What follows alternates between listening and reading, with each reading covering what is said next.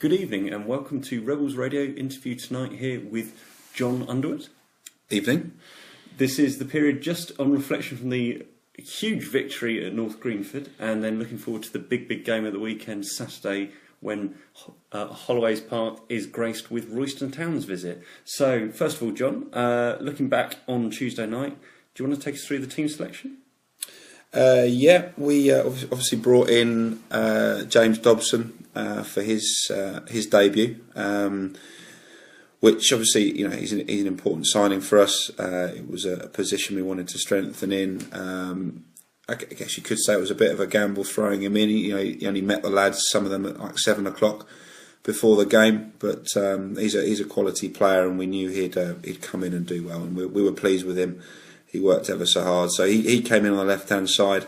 We had a few doubts over the weekend with a few players that had been struggling with injury, and we brought in Dan Sintim to give us some cover, and it was purely he's played that midfield role before for Met Police, and we knew he could do that role for us. So yeah, George had a bit of a dead leg. Jake had a bit of has been struggling a bit with a hamstring. So we just went with who we knew was 100% fit.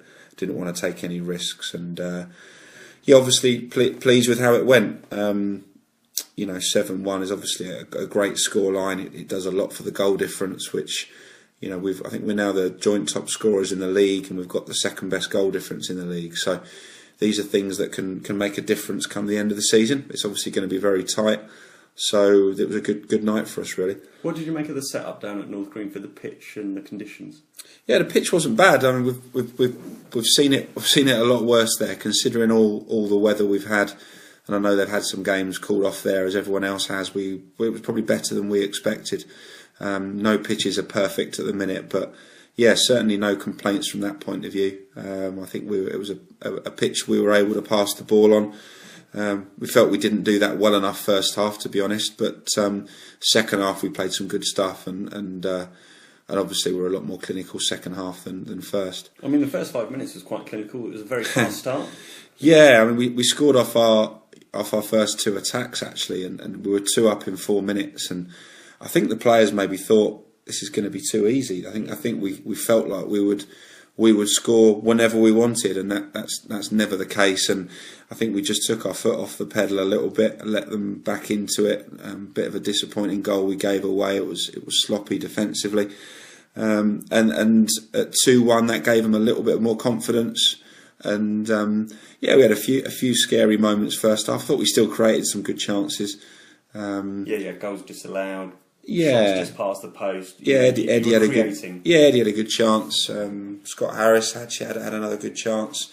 We felt comfortable that we would go on and win the game. We were just worried that we were going to make it harder than it needed to be.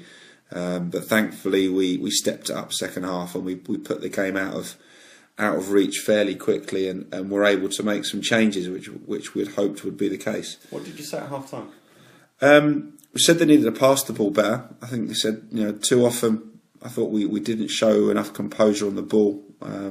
When we did in the first half, we looked a good side, but we didn't. Too often we were sloppy in our passing, and we weren't composed enough. Didn't retain possession. Didn't make it hard enough for them really. And but second half, second half we had a bit more about us. We attacked with a little bit more purpose, to be honest, and I think we knew we had to go and get the job done, and it's all about putting the ball in the back of the net, and we were able to do that with 2 fairly quick goals to go 4-1 up, and the game was really done at that point. Yeah, very strong performance from Scott Harris, grabbing a hat-trick and then obviously having a well-earned break. Was that pleasing? Yeah, Hatchett was excellent. I mean, he took a very good penalty for the third goal. He's a good player. I mean, every forward we've had over the last few years in our sides, me and Bakes have found every forward that plays with Hatchett enjoys playing with him. He does a lot of the unseen stuff. He backs into defenders. He makes life difficult, and creates a lot of space for whoever he plays with. I know Eddie likes playing with him. I know the other lads like playing with him. So, but in terms of goals scored, he's kind of been, he hasn't in the league always scored so many. He's got a good record in the cups, but so it's great for him to get a hat trick. You know, he deserved it. He played very well. Obviously, we wanted to get Adam Cornell on as well, and when he got his hat trick, it made sense to bring him off at that point. We wanted Eddie to get on the score sheet, and he did, and Adam come on and scored as well. So you want your forwards to score goals, and we were pleased that they all did on Tuesday. And it was a really positive night. No new injury doubts, nothing like that for the weekend. No, we go with the same squad Saturday. The only, you know, we're kind of nursing Warren through it at the moment. He's got a bit of a knee problem. It's more that he's kind of uncomfortable and it stiffens up after games, and we got him off as soon as we could. We decided to go with him Tuesday. He said he felt good, and he was fine in the game. But we rested him. He came and got some treatment tonight, so we're hoping he'll be all right for Saturday. He's not 100%, but he's such an important player for us that, you know, we always want him in the side if we can. So no, it'll be the exact same squad we'll have on Saturday that we took to North Greenford. And other results in the league on Tuesday night were quite interesting. There was some other top of the table clashes with Barton taking on Kettering and Daventry Dunstable. Yeah, a couple of. I guess the games didn't go perhaps as we thought they would. We thought we didn't see Dunstable winning at Daventry, but Dunstable obviously picking up again. Daventry obviously having a bit of a dip. It just seems to change from week to week. You know, the teams like Daventry, Kettering, who were flying a few weeks ago, are both having a bit of a wobble, and then teams like Dunstable, who've had a wobble, now are coming strong again. So.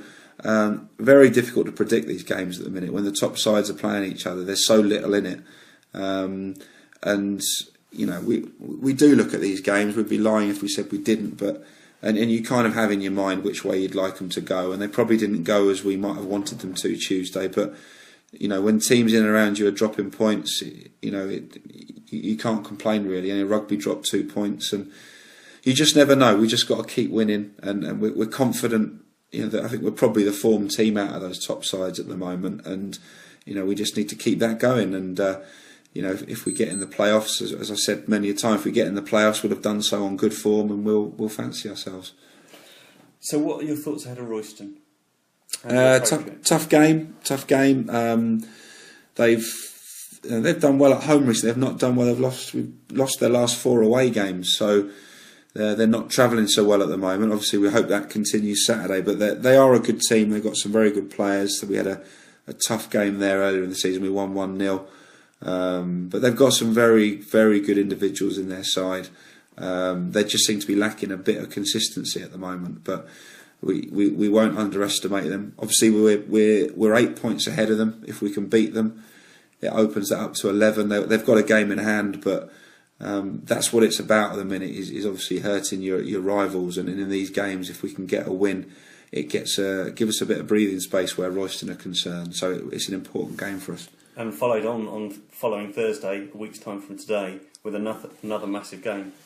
Yeah, we go to Barton, who have just. I think a lot of people have probably expected them to fall away this year, and they haven't. They've kept going. They had a great win against Kettering on Tuesday.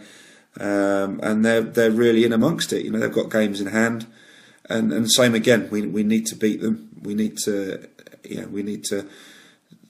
in these kind of head-to-head games. It's not just about you getting 3 points. It's about them losing 3 points. So it sounds obvious to say, but they're so important, these games. And you know, if for example you're going to pick up 4 games from them and Hayes in those 2 quick games we've got. You're better off beating Barton and drawing with Hayes, you know, better off than dropping points against your rivals. So, yeah, 2 massive games. I think if we can win them both, which is a tall order, but if we could win them both, we'd be really set up and really fancy ourselves, I think. That's good. And Saturday night, you've got a team night out. I'm sure the beer will taste a little bit more sweet if you can manage to get 3 points against Royston. Yeah. It's always better to go out on a win. So yeah, obviously we're all looking forward to that, but that will be firmly in the back of our minds when we get the job done Saturday. But yeah, we you know, when we go out, we tend to go out in good numbers, and the boys all get on, and it'll be great if we can get a win and go out and celebrate that, and then concentrate on Thursday. Well, thank you very much for your time once again, John. Good luck on Saturday. Thank you. We'll speak next week after the Barton game, when hopefully Slough will have a further 6 points and be much closer to those playoff places. Let's hope so. Cheers, John. Cheers. Thank you.